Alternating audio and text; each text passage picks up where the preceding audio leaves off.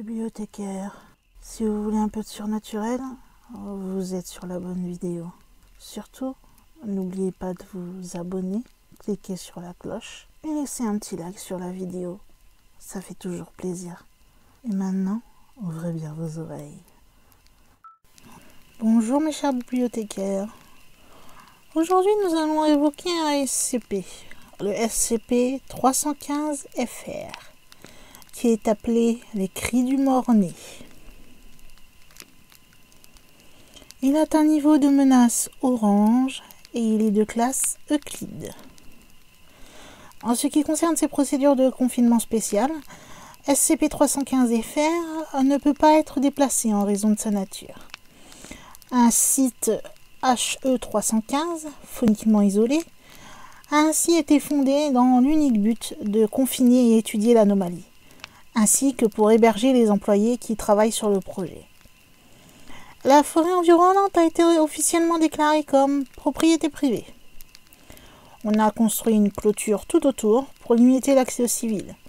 Et si encore certains parvenaient toutefois à y pénétrer, ils devraient alors être appréhendés, interrogés, puis amnésiés. 6 postes de garde ont été établis pour permettre le transit animal tout en restreignant le trafic humain, dans le cadre du fonctionnement de l'anomalie. D'autres postes de garde et des tours d'observation sont disséminés çà et là tout autour de l'anomalie afin de permettre une surveillance qui soit optimale. Des patrouilles doivent être effectuées quotidiennement dans l'enceinte du périmètre pour rechercher si on n'y trouverait pas des animaux blessés ou de possibles intrus ou des occurrences anormales. Tous les membres du personnel, devant travailler en extérieur, doivent toujours avoir sur eux des casques anti-bruit et du matériel de communication qu'ils doivent équiper dès que l'anomalie sonore débute. Une personne qui est affectée par la mélodie doit être éloignée le plus rapidement possible de SCP-315-FR. Un personnel excessivement exposé à l'anomalie sonore est autorisé à consommer des amnésiques de faible puissance pour inhiber les effets anormaux et le stress qu'elles provoquent. En plus d'une séance psychologique qui est obligatoire et qui a lieu au minimum toutes les 2 semaines, les employés sont alors grandement encouragés à prendre rendez-vous avec leur psychologue du site, bien sûr, à leur guise, en raison de la nature potentiellement traumatique de l'objet. Toutes les occurrences de l'anomalie sonore doivent être enregistrées et stockées sur une base de données prévue à cet effet. Seul le personnel de classe D est autorisé à écouter ces dernières de façon prolongée. Une autorisation formelle est requise pour sortir du site, et ce, en toutes circonstances. Celle-ci peut être fournie par le personnel de supervision selon la mission qui doit être remplie. Toute sortie non autorisée se verra sévèrement sanctionnée. Suite à l'événement qu'on appelle Infantem, le personnel féminin est désormais totalement prohibé sur le site HE, hors mesures exceptionnelles ou expérimentales. Les restes du lieutenant Merriam et de son enfant sont disponibles pour étude avec une autorisation spéciale. Ceux-ci sont conservés dans des unités réfrigérées blindées dont l'accès est connu uniquement par le personnel qui a des accréditations 315. La description du SCP-315.FR dit ceci. C'est une colline arrondie qui culmine à 27 mètres de haut pour un diamètre de 54 mètres. Excepté la pelouse, aucune plante ne pousse naturellement ou artificiellement sur cette colline. Il est intéressant de noter qu'il existe à une profondeur de 18 cm une couche de calcaire qui est d'une épaisseur d'environ 60 cm et elle entoure intégralement la colline.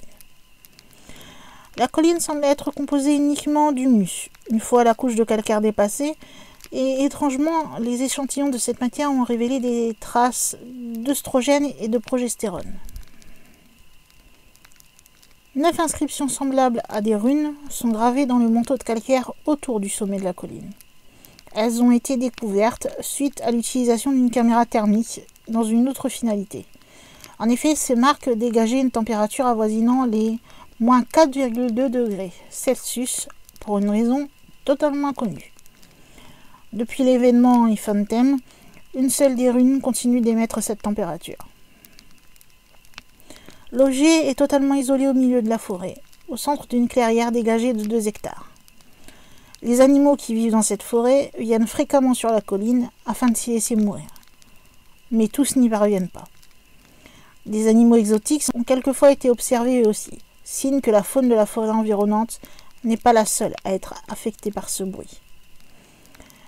Il est plus que notable que les animaux attendent leur expiration, qui survient en grande majorité de déshydratation, de faim et plus rarement de maladie. Ceci dans des postures spectaculaires, en formant avec les carcasses et parfois les autres animaux vivants une sorte de schéma qui va toujours donner naissance à terme à une structure d'os et de ligaments après leur décomposition. Cette décomposition est affectée par un processus anormal qui le rend extrêmement rapide. En effet, seulement quelques heures sont suffisantes suivant la taille de l'animal après sa mort. Cette structure peut rapidement prendre une très forte ampleur au fil des semaines. La plus vaste jamais observée s'est étendue sur 7 mètres carrés pour une hauteur de pratiquement 3 mètres. Habituellement, la structure dépasse rarement les 2 mètres et s'étend généralement sur 4 mètres carrés. Les animaux peuvent être déplacés de la colline ou interceptés avant qu'ils n'y parviennent. Une fois suffisamment éloignés, ils réadoptent un comportement tout à fait normal. Il est intéressant de remarquer que la faune, elle, ne réagit à aucun stimuli et présente un état dépressif significatif lorsqu'affectée. On peut remarquer également plusieurs fois par jour qu'une trombe d'air anormale, avec une vitesse, un sens et une direction qui varient en permanence, va se former. Mais elle est toujours concentrée sur la structure d'os formée sur SCP-315-FR. La nature de ce phénomène qui se manifeste spontanément, en plus d'être totalement incompris, provoque des dégâts conséquents sur la structure qui finit par se désagréger lentement. Toutefois, l'arrivée fréquente d'animaux permet de restructurer en permanence la construction. L'action du vent sur l'objet résulte en une activité singulière étant donné que la structure se comporte comme un instrument à vent et à cordes. Cette interaction génère une mélodie étrangement harmonieuse au vu de la composition presque aléatoire des objets et elle est décrite par tous les auditeurs humains comme funeste et mélancolique. Les sujets exposés sur une durée d'en moyenne 3 minutes en continu tendent à exprimer de l'affliction, qui peut se mouvoir en une dépression toujours portée sur la perte d'un être cher ou apprécié. Ces sujets vont exprimer souvent de graves troubles de l'attention et du sommeil, ainsi que de sévères crises d'angoisse qui, elles, sont très fréquentes.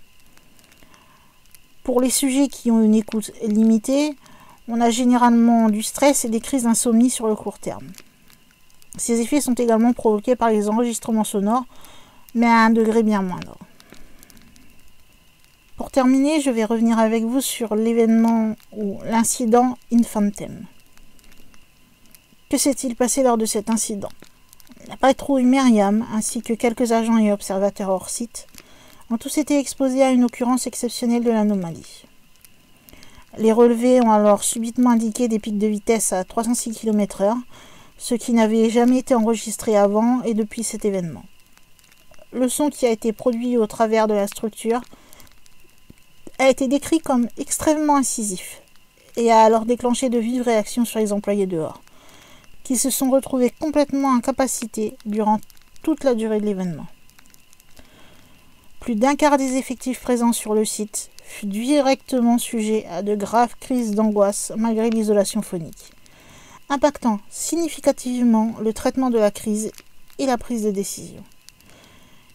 Il a été décidé de ne pas intervenir en raison des risques trop importants et d'attendre la cessation de l'activité anormale. L'événement s'est alors arrêté au bout de 12 minutes, soit le double du temps moyen d'une occurrence habituelle. Les 10 employés exposés ont immédiatement été secourus et isolés. Tous étaient pris de panique et certains sanglotaient, mais dans l'ensemble, ils ont tous repris leur état normaux après avoir été éloignés du SCP-315.FR. Par miracle, aucun d'entre eux n'avait subi de blessures graves malgré l'intensité de l'événement. Toutefois, le lieutenant Myriam, contrairement au reste du personnel affecté, a exprimé une forme de stress post-traumatique sévère ainsi que des troubles de l'identité mineure. L'équipe médicale a rapporté qu'elle insistait sur des propos incohérents au sujet d'une entité céleste massive qu'elle aurait observée pendant cet événement, chose que le reste des employés ont réfuté. Son état s'est amélioré quelques jours après l'exposition. La violence de cet événement a provoqué d'énormes dégâts sur le site. Les infrastructures et les véhicules autour de SCP-315.fr, ainsi que la destruction du transformateur local qui a coupé l'arrivée en énergie sur le site durant un minimum de 4 jours le temps d'effectuer les réparations. Toutefois, l'utilisation des générateurs de secours permet un approvisionnement électrique couvrant 25% des besoins des installations. Heureusement, aucun blessé n'a néanmoins été déploré, malgré un impact sur le moral et la productivité considérable. Ce sera tout pour moi. Vous savez ce que vous avez à faire. Et je vous dis à la prochaine vidéo.